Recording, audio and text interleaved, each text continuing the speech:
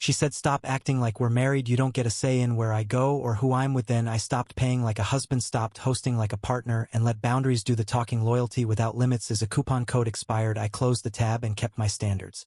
I'm making dinner when her text lands like a stapler through drywall. I need space.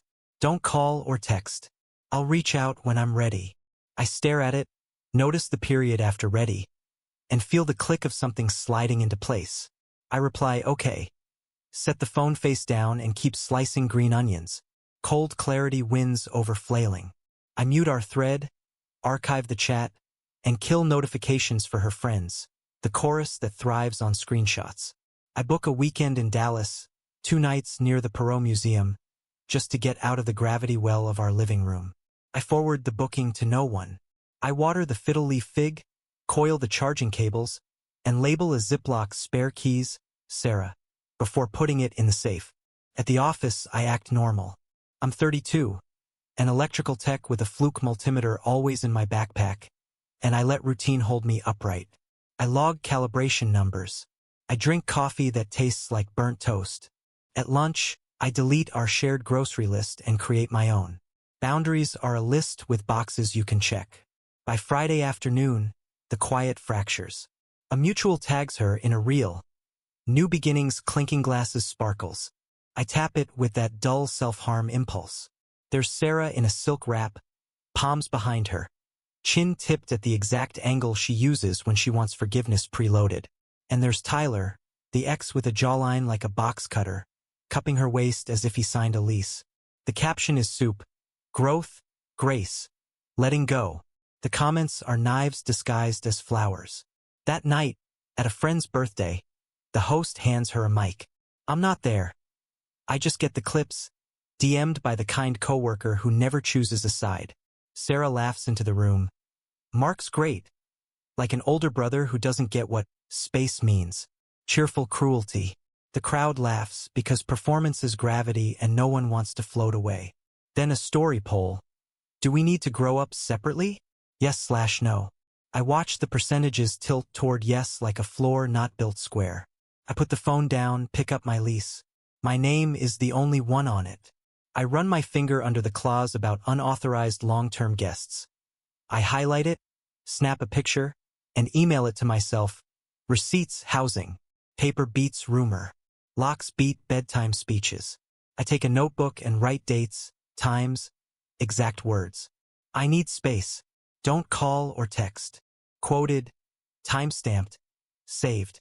I book the Dallas hotel a second time, extend the stay with points, then set an out-of-office for Monday.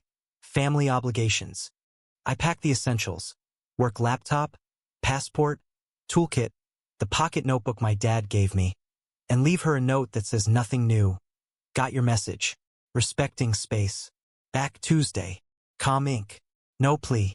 On the drive north, I feel the shake pass through my hands and out the window somewhere near Hillsboro. I don't roar music. I let the white noise of the road clean the edges. In the hotel, I hit the gym, then walk downtown until the urge to send something cutting loses oxygen. Back in my room, I move the shared streaming accounts to new passwords and remove her profile from my car's Bluetooth. Not revenge. Hygiene. Saturday morning. Her best friend posts a boomerang. Tyler swirling a lime over 2 palomas. Sarah mouths, fresh start.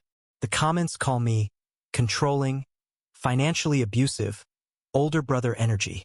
I breathe once, twice, and line up the facts. She asked for space. I granted it. She filled it with her past. My crime is not applauding.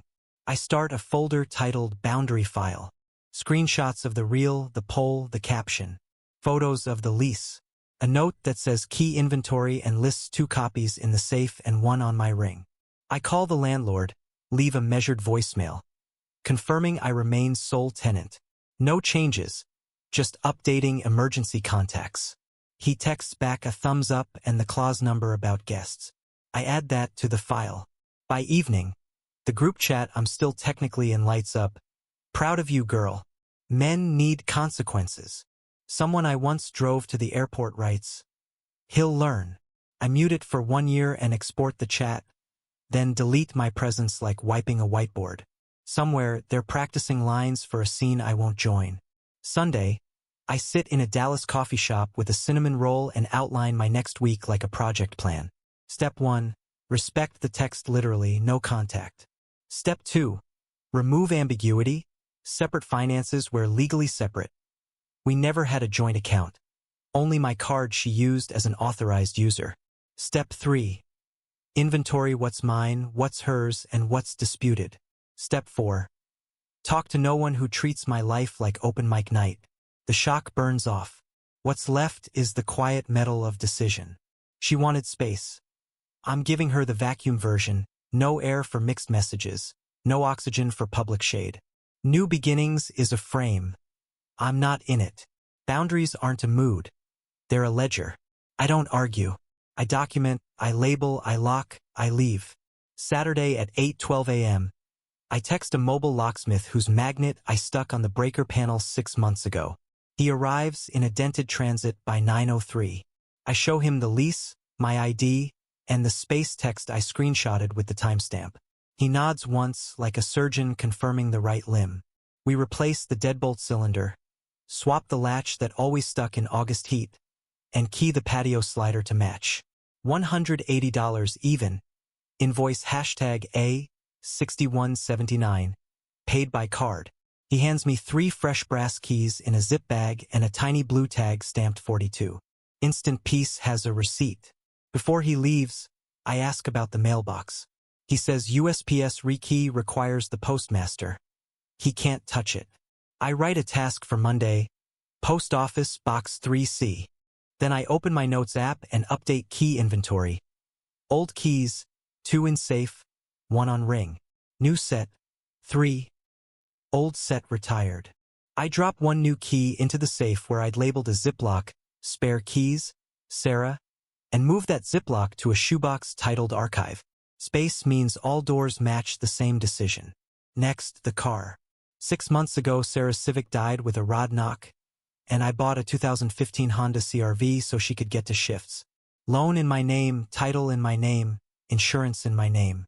She was never a co-borrower, never on the title, only listed as an occasional driver. We wrote an agreement.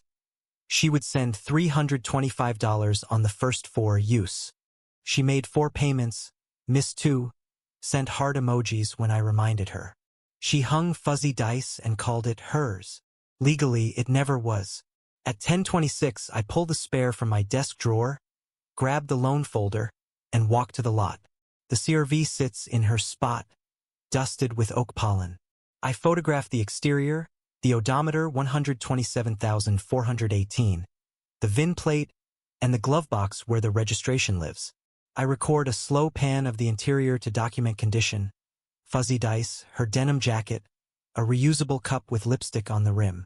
I set the jacket and cup aside on the back seat. I'll inventory those later. Then I start the engine and drive to the dealership that buys outright on South Lamar. They appraise it in 30 minutes. Preliminary estimate: $14,950 pending inspection and lien payoff. The buyer prints a "We Buy" sheet and circles the number. We talk mechanics.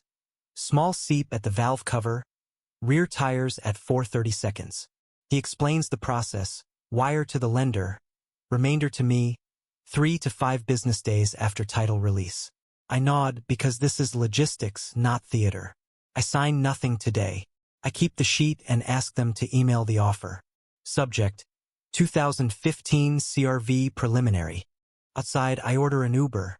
I take the fuzzy dice off the mirror, toss them into the glove box, lock the doors, and hand the service manager the spare for the inspection. My key stays on my ring. I ride home in a Camry with a driver who doesn't speak except to confirm my address. When we turn onto my street, there's an empty rectangle where Sarah always parked. Space, rendered in asphalt. Back upstairs, I don't touch her things. I open the guest room, spread a blue tarp on the carpet, and start a clean, boring inventory. I label banker's boxes: closet, Sarah; bathroom, Sarah; kitchen, Sarah. I put a post-it on each with a number and log it in the boundary file with brief contents. Box 1, sweaters, black boots, Polaroids, sealed. I photograph every box before closing it. I do not seal with tape. I use twine so nothing feels final. I slide the denim jacket and lipstick cup onto the dresser, note them as car loose items, and leave them visible.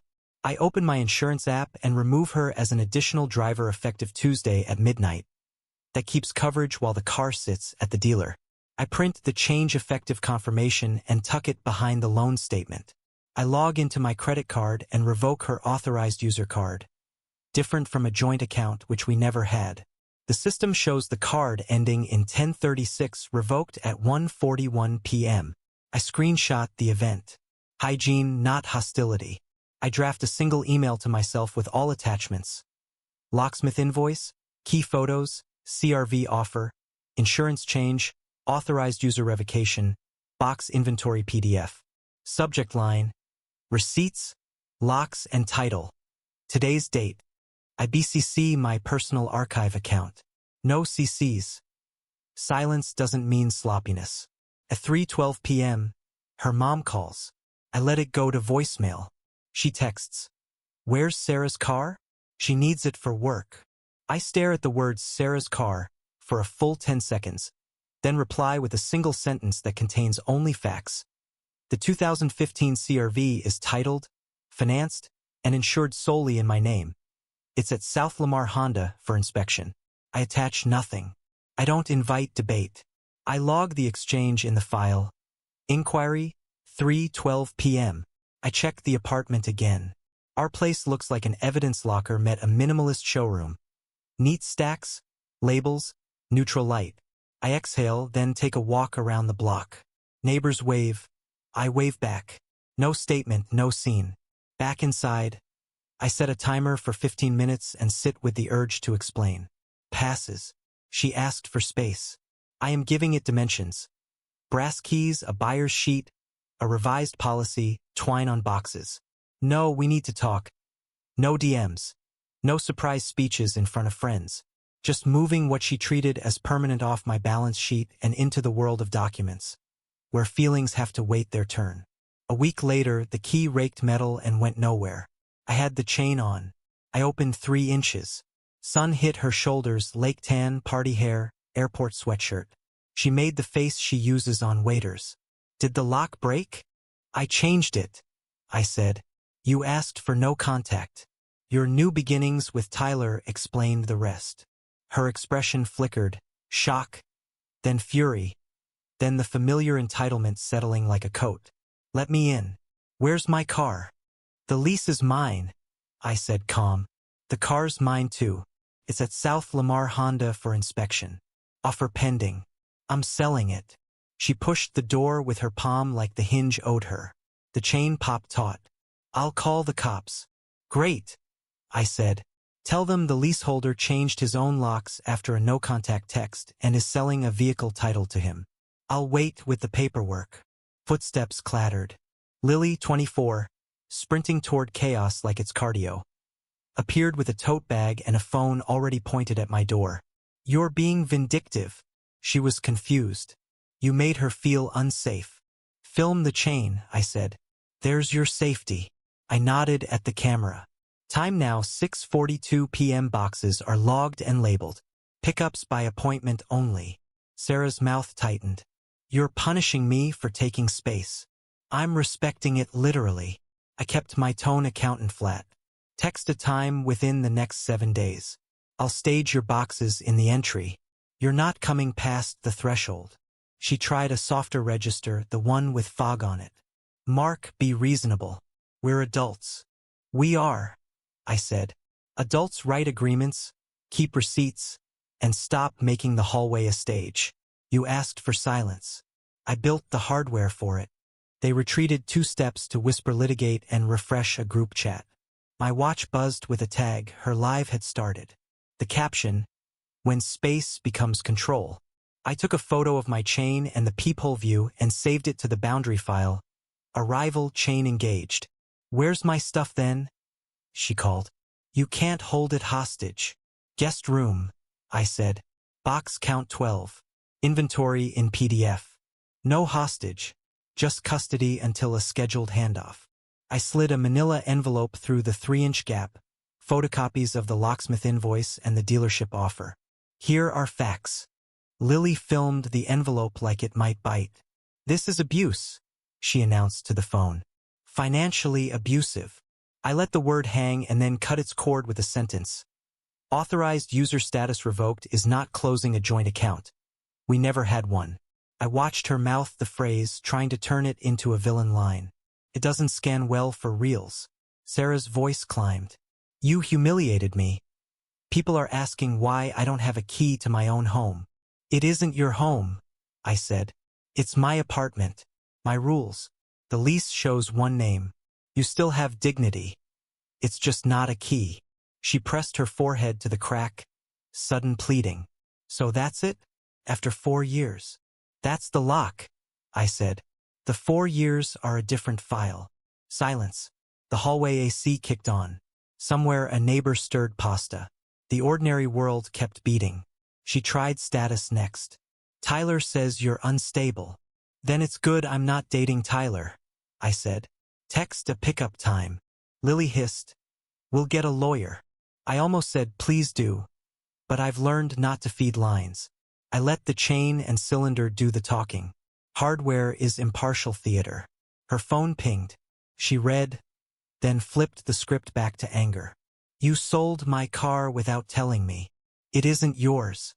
The title, loan, and policy say my full legal name. I held up the folder. If you want copies, ask. I'll print them. Entry pickup only. She stepped away, thumbs flying. In her live, comments bloomed. Call the cops. He can't do that. Girl, come stay with me. I screenshot the live title, muted the tag, and added the image to the boundary file with the note. Public narrative, control accusation. I don't argue in public. I let receipts hum like a refrigerator. Wednesday at 6, she said finally. We'll be back.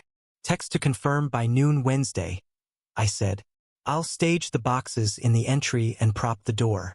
You can bring help for the bigger items. No linger, no filming inside, no Tyler. Why not Tyler? Lily snapped. Because space doesn't come with a +1, I said. And because the leaseholder says so. I closed the door gently until the chain touched, then lifted it, then shut the solid core with a click that sounded like the period she forgot to include. I stood with my palm on the wood and let my hands shake. I breathed. The quiet landed like furniture finally delivered. Heavy, useful, mine. I wrote a quick note for the file. Attempted reentry denied. 6:42 to 6:58 p.m. and printed 2 fresh pickup instructions on plain paper for Wednesday. 1 copy to tape inside the entry, 1 to hand through the gap. No speeches. No late-night paragraphs. Just the calm grammar of bolts, copies, and a threshold that is no longer a metaphor. At 9:57 a.m., I propped the apartment door and taped pickup instructions at eye level. Entryway only, no filming inside, no bathroom/closet access, boxes pre-inventoried, sign here to acknowledge receipt. At 10 o'clock sharp, Lily arrived with their mom, Donna. The elevator dinged once like a gavel. Sarah stayed in the car. Stress. According to a text Lily flashed like a badge. Donna opened with tears, then scolding, then tears again, rotating through like a ceiling fan. Forgive a mistake. Why sell her car? She needs it for work. I kept my hands visible and my voice on accountant. Title, loan, and insurance list my name. Her $325 payments were for use, not ownership. The car is at the dealership for inspection.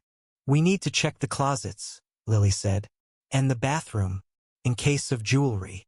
Entryway pickup only, I said, tapping the clipboard. All items inventoried. Boxes labeled. You can sign, load, and go. If something's missing, email me a list. I'll compare to the inventory and respond within 2 business days. Donna bristled. This is humiliating. Neutral, I said. Same rules for everyone. This keeps us out of each other's spaces. We began the choreography. I slid box 1 to the threshold, lid tied with twine. Donna peered in, sniffed soaps like they held intent, and nodded to Lily. Trip 1. Sweaters, boots, Polaroids, sealed. Trip 2, kitchen, her Dutch oven, the copper mugs, the lemon zester I didn't know existed until now. Trip 3, bathroom caddy, hairdryer, hot tools in a heat-proof roll. I checked each number off, had Donna initial the manifest, and photographed the cart as it crossed the hall line.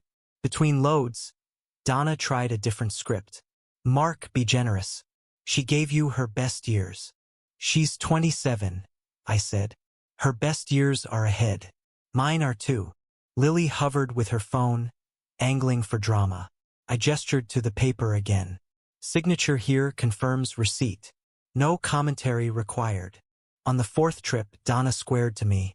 You're throwing her out without her belongings. Box 12 says books and framed prints, I said. And it's right there. I slid the box. Then the manila envelope of copies I'd made, locksmith invoice, offer sheet, authorized user revocation record. These are for your records. Keep them. They wanted the bedroom. They wanted the medicine cabinet. They wanted inside where negotiation could grow teeth. I refused the geography. Entry only, I repeated. It's the rule that prevents arguments. 10:48, the last box rolled away. Donna signed the acknowledgement with a hard dot on the I, like it was my face. I countersigned, snapped a photo of both signatures, and handed her a copy. We're done, I said. If you discover something missing that's on the manifest, email me. Donna tried one more pass. What about her car? Dealer completed inspection, I said. Offer will finalize this week. Again, title to me. She stared like I'd confessed to a petty crime in a cathedral. Then she pressed the elevator button and left with Lily's tote and a dignity I wished for all of us. That Wednesday, the dealer called. Inspection finalized at $15,400 with wear factored in. Rear tires at 432. Valve cover seep noted. I drove over, signed the title transfer, watched them wire the lender for the payoff, and left with the remainder check. Deposit slip at 4:06 p.m. Teller initial LM. I scanned everything into the boundary file. CRV final. That night, the texts started their whiplash ballet. 6:12 p.m. I miss you. 6:20. I can't believe you humiliated me. 6:41. Send me $8,000. I invested in that car. 6:59. We can fix this if you stop punishing me. I sent a single message at 7:10. Title/loan/insurance solely in my name. Your payments were usage rent per our agreement. No ownership accrued. Documented. I attached the initial use agreement we'd both signed, then muted the thread. At 7:22, Lily texted, "Pay her or we go public." Donna followed with, "You broke a family." I blocked Sarah, then Lily, then Donna. Not rage, risk management. I exported each chat, noted the timestamps, and filed them. Silence isn't avoidance. It's a safety feature. Mutuals slid into my DMs with her spin. Thrown out without belongings. Car stolen. Locked her away from her meds. I answered 2 people who had earned straight answers. Sent the pickup manifest with Donna's signature, and the dealer's offer sheet with the VIN blacked out. Both replied, "Got it." The rest got nothing. Facts don't need a crowd. By Friday, the echo had faded to a hum. I cooked pasta, wiped the counter, and set the last empty banker's box by the trash chute. The apartment felt like a place again. Mine, quiet, unfilmed. The ledger balanced. Locks changed, boxes transferred, vehicle sold, accounts sanitized. No victory lap. Just a closed loop and a calendar without her name on it. The anonymous complaint landed Wednesday at 9:11 a.m., forwarded by the building manager with a subject line that tried to sound urgent. Safety concern, Unit 3C. The body read like it was written inside a group chat. Resident is shouting, controlling access, making a young woman fear for her safety. I called the office and asked for Maria, the manager who knows the difference between drama and danger. "Walk me through," she said. "Brief exterior argument last week when she discovered the new locks," I said. "No threats, no entry." Then a supervised pickup at the door, entryway only, Boxes inventoried, her mother signed the acknowledgement. Former occupant no longer resides here. Quiet since. Maria hummed the bureaucratic hum of someone checking leases. Your file shows you're the sole tenant, she said. You're allowed to rekey as long as we have a copy, which we do. I'll note the complaint and close it. Thank you, I said. If the hallway becomes a stage again, I'll call the desk first. At lunch, Tyler sent me a DM from an account named truthteller_83. Real men don't hide behind paperwork. Block. Then a second one from his actual handle. Return her car money or we pull up. I screenshotted both and added them to the boundary file under unrequested outreach third party. Then I blocked again. The block list is not emotional. It's plumbing. By evening, Sarah's TikTok joined the playbill. A 2-minute monologue over a piano track, text overlay, when space becomes control, clips of a chain, a peeled-off parking sticker, a woman's hand on a stack of boxes. Comments did what comments do. I did what I do.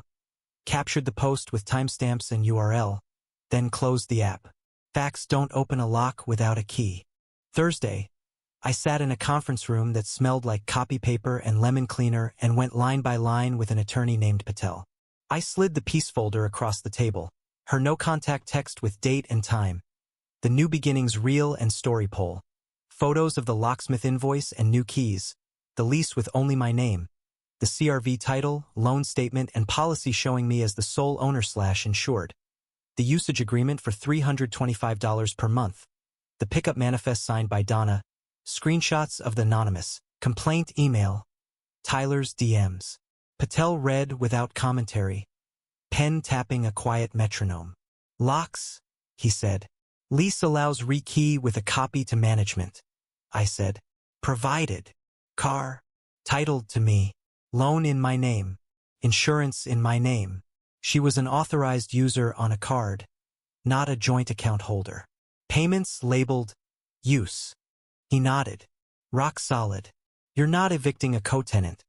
You're ending permissive occupancy after a no-contact request and public coupling with an ex. You handled property transfer at the threshold with documentation. If they escalate with harassment, we send a demand letter to cease contact and take down defamatory posts. If they show up and refuse to leave, call non-emergency and then me. If threats continue, we'll file for a protective order. Keep all communication written only. I asked about the complaint. Noise. Anonymous complaints die in the file drawer when leases and logs say otherwise, he said. You already notified management. Good. Money, I said. She's texting about her investment. Usage payments do not create an equity interest absent a written ownership agreement, he said, flipping the signed use page, which you have, and it says the opposite. If she sues in small claims, you bring the stack. Judge will call it rent. He slid the folder back, now restacked like a dossier. You've been boring in exactly the right way. I built the piece folder into a more formal binder that night. Tabs for lease, vehicle, communication, pickup, social, third party. I added an index page and a running log with dates and actions. I printed 2 extra copies and stored one offsite at my sister's. Boring is a contingency plan. That weekend, I repainted the bedroom walls from Builder Beige to a soft gray with a paint name that sounded like weather. I sold the wobbly bar cart and the copper mugs on Marketplace for $75 and used the cash to buy a sturdier bookshelf. I swapped 2 prints, a national park map and a schematic of a CB750, into frames Sarah had filled with quotes about choosing joy. The apartment looked less like a set and more like a room that would be here tomorrow. Silence returned in layers.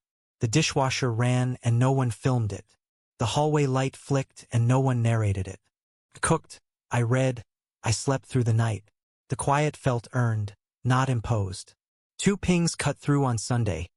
An email from the landlord closing the complaint, and a calendar reminder to rotate passwords. I did the second, sent the first to the binder, and turned my phone face down. If further noise arrived, it would meet paper and procedures. If nothing did, that was the point. Boundaries weren't about winning. They were about not auditioning for a part one never wanted. 2 months moved like a train you hear before you see. The door stayed shut, the chain unused. The inbox stayed mostly normal utilities, project updates, a discount on air filters, until a PDF from a strip mall law office arrived with a demand. $10,000 for car contributions, unpaid labor, and emotional distress. The letter cited community reputation and public harm. It read like a comment section stapled to letterhead. I forwarded it to Patel, added it to the binder, and made coffee. Patel's reply went out the next morning. Copies of the CRV title, loan, and insurance. The signed use agreement. Her no-contact text. The New Beginnings posts with timestamps and captions. The pickup manifest with Donna's signature. The last page warned of fee shifting for frivolous claims and reserved the right to pursue relief for harassment. 2 pages of facts, 1 paragraph of teeth. We sent it certified and electronic. Then we did nothing. Silence followed like a verdict. No counters, no new claims, no officer at the door. The complaint file from the building closed with a bland resolve. The tick-tock about control slowed in the algorithm, then disappeared under a smoothie tutorial. I kept living inside a schedule no longer written by anyone else's mood. I replaced a squeaky hinge. I learned how to poach an egg without breaking the yolk. Pieces maintenance. Word traveled without my participation. A mutual wrote that Tyler drifted after vacation, reappearing only to repost gym mirrors. Lily's live streams thinned. The audience did what audiences do. Moved on to shinier cliffhangers. Donna sent one last email that said, simply, "We're disappointed." And then even that cooled into nothing. People who thrive on heat always assume the opposite of heat is failure. It's not. It's cooling metal. On Saturdays I drove to San Antonio for brisket and a walk on the river walk before the crowds. I put the AeroPress on the counter instead of the back cabinet where Sarah staged it for photos. I bought beans from a roaster that prints the roast date like a promise. I set my phone on Do Not Disturb and watered the fiddle leaf fig by the kitchen window. It stopped dropping leaves. So did I. The living room lost its performative angles. I floated the couch off the wall, added a lamp with a dimmer, and kept the bookshelf sturdy. The National Park map and CB 750 schematic flanked the TV like quiet witnesses. No tripod. No ring light. The rug looks better with shoes not designed for an exit shot. Friends came by and we talked about work, guitars, where to find the good tacos after midnight. Nobody asked for a tour or a take. I didn't become the villain in her stories. I became an absence. Absence doesn't argue. Absence doesn't post. Absence is a shape other people have to walk around. The empty parking spot that first night wasn't revenge. It was a signed boundary. I Need Space had been delivered exactly as ordered, stamped by locks, logged by dates, enforced by hardware. Somewhere a clip insists otherwise. The apartment disagrees. When the settlement demand yielded nothing, the strip mall firm stopped writing. Patel and I left the file open on a shelf labeled inactive. Holds 6 months. If anything flares, the binder opens like a door on hinges I've already WD-40'd. If nothing does, the folder ages into archive. Paper doesn't need closure. It needs a place to live. The last echo came as a dusk knock I didn't answer. I watched the peephole fill with fisheye and empty again. No note. No new rules. I wrote the time in the log and closed it. Then I put on a record and stood at the window while the city turned its lights on without asking how my narrative was testing with viewers. Austin hums either way. Upgraded peace wasn't a grand gesture. It was 100 procedural verbs. Cancel, revoke, document, inventory, repaint, rekey, remove, restore. It was choosing a ledger over a stage. It was discovering that dignity sounds like a soft latch and a coffee grinder at 7:11 a.m. It was the relief of not having to reverse engineer every emotion into content. She chose reels and applause. I chose documents and a door that locks. Space isn't punitive when it's mutual and signed. It's simply room to breathe that no one funds with credit pulled from someone else's trust.